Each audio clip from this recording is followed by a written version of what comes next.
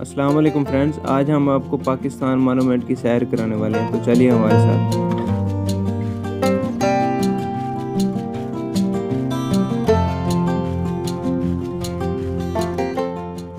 Pakistan monument Pakistan की अजीम अवाम के नाम, जिन्होंने अपना आज आने वाले बेहतर कल पर कुर्बान कर दिया। पाकिस्तान मॉन्यूमेंट की तामीर के लिए 2002 में एक कौमी सतह पर मुकाबले का इंतज़ाम किया गया, जिसमें जनाब आरिफ मसूद का तजवीज़ करदा डिज़ाइन मुंतखब किया गया और 2004 में इसकी तामीर का आगाज़ किया गया।